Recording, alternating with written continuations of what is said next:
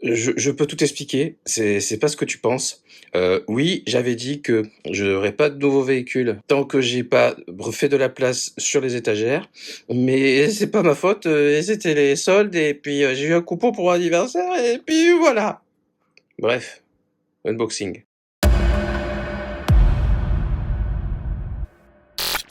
Je n'ai aucune volonté et je n'ai aucune parole. Bonjour. Bien que fan de la marque Arma, j'ai fini par me séparer de toutes mes machines Arma, Axial, etc. parce que je suis un peu fatigué de la politique d'Horizon Hobby, la maison mère, qui balance de nouveaux véhicules régulièrement, mais qui n'a aucun suivi au niveau des pièces, et au bout d'un moment, même pour acheter le véhicule, tu galères. Toutes les dernières machines sorties, les gars galèrent pour avoir des pièces. La promo Autolosi, la gamme Grom des mini-machines, et même aujourd'hui, si tu veux avoir un Arma Mojave 4S, faut te lever tôt. En France, tu as rien, et à l'étranger, il faut bien chercher. Résultat, même si Arma est ma marque préférée, ben j'ai fini par l'abandonner. J'ai quand même fini par céder parce que vraiment ma RC préférée, qui est le Arma Mojave, me manquait trop honnêtement, et comme j'ai eu l'occasion de récupérer un, ben je me retrouve avec un Arma Mojave. Et par contre, je m'étais dit top avec le Batos Horizon Hobby, mais force est de constater qu'ils ont tellement de marques et tellement de propositions dans leur groupe que ça devient très difficile quand tu aimes le modélisme de passer à côté. C'est le cas pour le bateau, j'ai remis un pied dedans, on en reparlera, et aujourd'hui avec le Losi RZR. J'adore les machines à cage, tu en as vu de toutes les couleurs sur ma chaîne, le Mojave, les Yikong, même dans les crawlers, et fatalement lorsque Losi a sorti le RZR, j'étais vraiment super hypé par le look de cette machine, et en plus d'un gabarit qui change un petit peu de ce que j'ai déjà, sauf que le tarif d'entrée il était un peu costaud. J'ai essayé celle de Max de RC au rassemblement du Val d'Argent l'année dernière, j'ai vachement aimé cet essai, c'est quasiment une des meilleures sessions que j'ai faites au Val d'Argent, et je l'ai gardé donc sous le coude en cherchant les occasions sur le bon coin, etc. Sans trouver parce que c'est une sacrée galère de trouver cette machine. Soit personne ne l'a acheté, soit les gens sont super contents et la gardent. J'avais raté la vente de celle de Maxime, ben après finito, plus aucune dispo sur le bon coin, introuvable. Et là nous sommes fin juin et c'est la période des soldes. Donc je reçois un mail de RC Team, je clique pour voir ce qu'ils proposent et dans le tas, et ben, sachant que peu de temps auparavant j'avais reçu un coupon promo pour mon anniversaire, je viens de fêter mes 25 ans, les deux cumulés, ça faisait vraiment une occasion que j'ai pas su refuser tout simplement. Et puis après avoir checké rapidement sur le site de Horizon Hobby la dispo des pièces, si tout va bien, je devrais pas être trop emmerdé, surtout que c'est pas une machine que je vais envoyer sur la lune. Si je roulais sur l'or, j'en aurais pris une juste pour l'étagère. Je l'ai déjà ouvert pour contrôle parce que le carton avait quelques petites pètes, pas bien méchants, mais bon, voilà, je préfère rester prudent. Je te l'ai refermé pour faire quand même un unboxing, pour te montrer un petit peu comment est arrangé le carton quand tu le reçois, et puis un petit tour de la bête, etc. Donc là, j'ai enlevé le suremballage, qui est bien marqué en gros, Losi, RZR, machin, plein de beaux logos superbes. Moi, j'aime pas du tout ça parce que même si au niveau des transports, ça se passe plutôt bien. T'as quand même le risque qu'il y a un gars qui voit ce que c'est, qui sait ce que c'est, qui ouvre et qui parte avec, et que le colis disparaisse. Donc ça, je suis pas fan, et j'aimerais bien que les marques anonymisent un petit peu leurs emballages. Ici, tu as la photo du modèle bleu. Sur le côté, la petit sticker avec la couleur. Donc moi, j'ai pris la version Fox, c'est la couleur que je préfère. Donc à l'intérieur, tu retrouves de l'électronique Spectrum, des pneus BF Goodrich sous licence. Alors, c'est des pneus qui sont un peu tout chemin et plus que tout terrain, donc c'est pas hyper forcément ce qu'il y a de plus réaliste, mais bon, ils ont la licence, ils l'amortissent ça comme ils peuvent, hein. En termes de dimension, il est donné pour 48 cm de longueur sur quasiment 29 cm de largeur et une hauteur de 27 cm et une garde au sol de 43 cm. Ça se présente comme ceci, avec un petit carton là pour éviter que la boîte s'écrase sur ta machine. Des résidents que bien entendu moi j'ai enlevé lorsque j'ai fait mon déballage perso. Et dans le socle, un petit tiroir dans lequel tu trouveras la radio et le manuel. Radio, une Spectrum DX3, donc on commence à bien connaître dans le groupe Horizon Hobby. Avec le système Smart, donc si tu as une batterie Spectrum, tu peux voir en fait sur chaque petit rond le niveau de ta batterie. L'AVC, donc le système, le correcteur de trajectoire qui permet de t'aider à rouler ta voiture si tu as du mal à tenir en ligne droite. Et par contre, un truc qui est sympa, c'est de pouvoir régler le frein directement à la radio. En dehors de ça, rien de spécial. Les radios Spectrum, je trouve que pour des RTR, au niveau feeling, elles sont quand même plutôt correctes. À noter qu'ils ont fait une petite évolution ici. Elles avaient tendance à s'allumer toutes seules dans les transports. Là, ils ont mis une petite épaisseur là pour pouvoir allumer un petit peu moins accidentellement.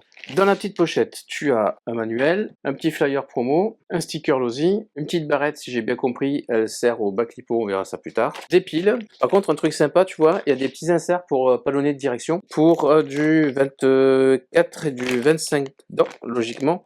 Donc ça, c'est chouette parce que toute l'électronique Spectrum, tous les cerveaux sont en 23. Honnêtement, ils sont pourris, ils sont soit lents, soit de mauvaise qualité électroniquement, c'est-à-dire qu'ils crament, soit les deux. C'est vraiment cool quand même qu'ils puissent nous permettre de mettre le cerveau de notre choix en proposant ces petits inserts de palonnier. Et je parcours vite fait le manuel et je te dis s'il y a un truc intéressant dedans. Donc en termes de manuel, il y a toujours les mêmes choses.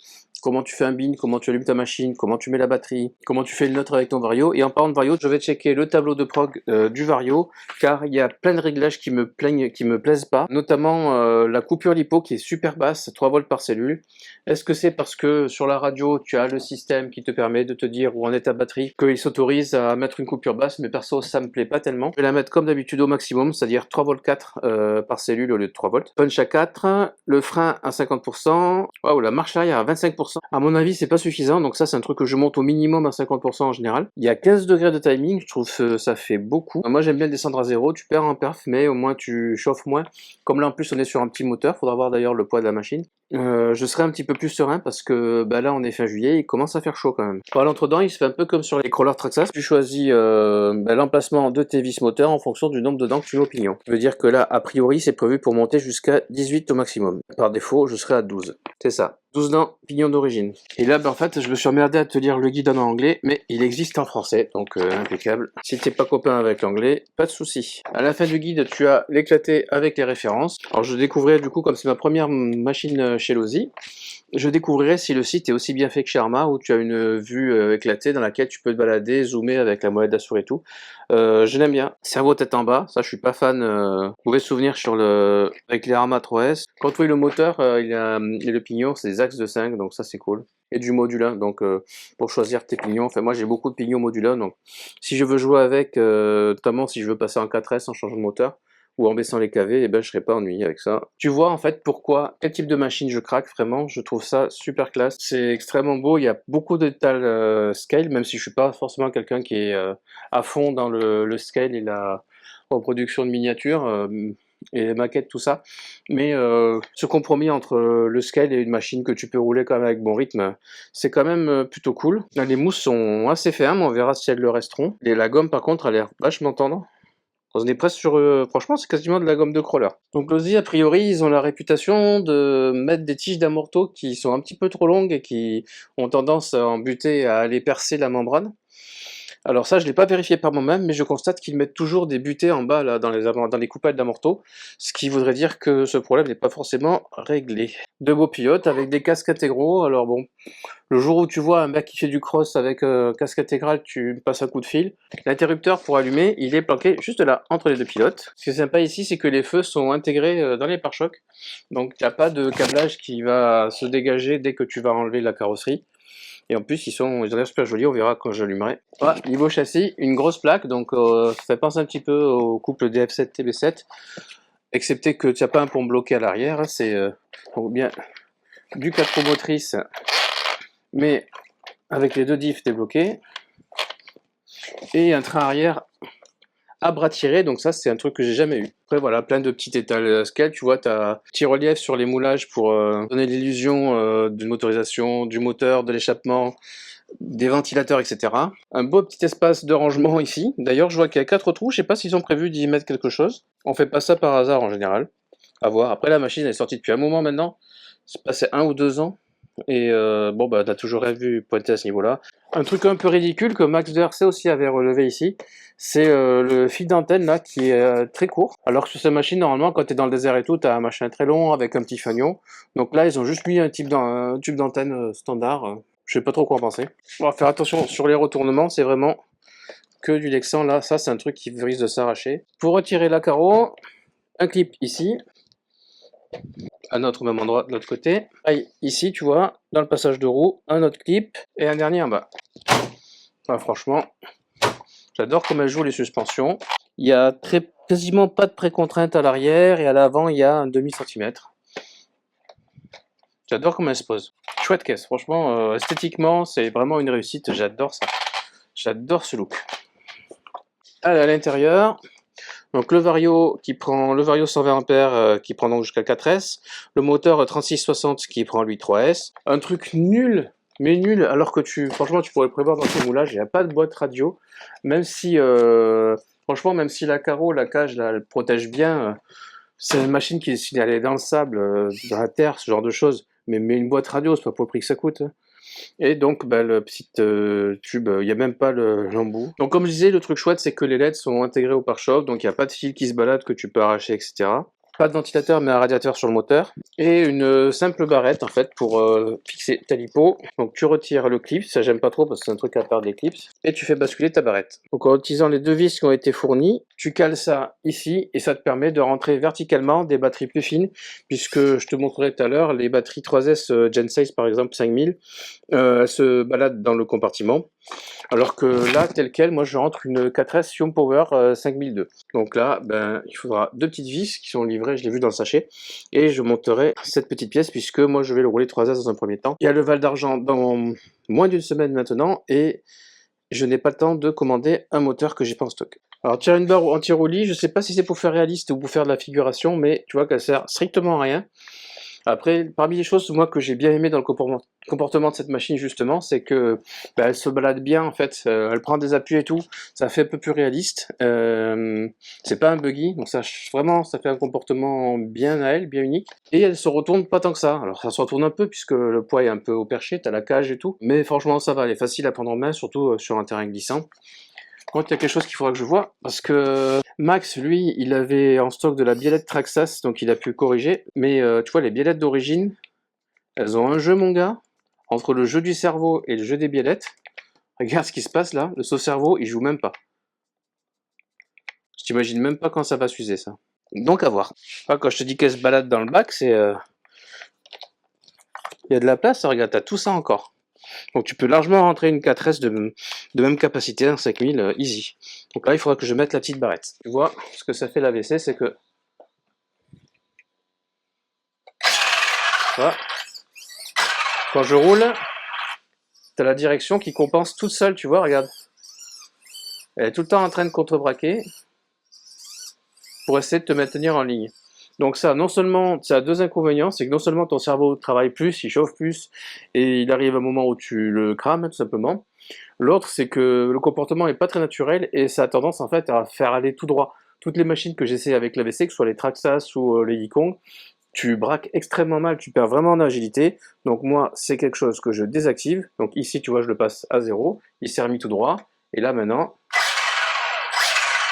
plus d'AVC. Au niveau direction, les fins de course sont un peu trop longues, j'entends... Ici, je suis embuté, et j'ai encore un petit peu de course au niveau de la radio, et j'entends le cerveau qui travaille. Donc ça encore, ça c'est un truc qui peut faire forcer ton cerveau et le faire crever prématurément. Ça, il y a... Sur celle-là, bon, j'imagine que c'est la même manip, il y a une manip sur le Spectrum pour faire les fins de course. Je crois qu'il faut l'allumer en braquant à fond d'un côté ou de l'autre. Là, de tête, je l'ai pas, je te cache pas. Les LED, c'est super sympa, et surtout de derrière, je trouve qu'il a un cul magnifique cet engin, même si je l'ai mal remis. Franchement, je le trouve magnifique. C'est ma RC la plus belle, je crois. Franchement, ouais, c'est la RC que j'ai que je trouve la plus belle. Elle est vraiment chouette. Elle est en 3S, qu'est-ce que ça donne?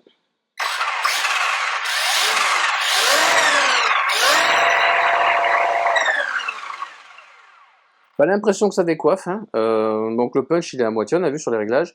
Ça n'empêche pas les pneus de ballonner, donc il faudra pas non plus en faire des caisses, parce que quelque chose me dit qu'ils sont pas donnés.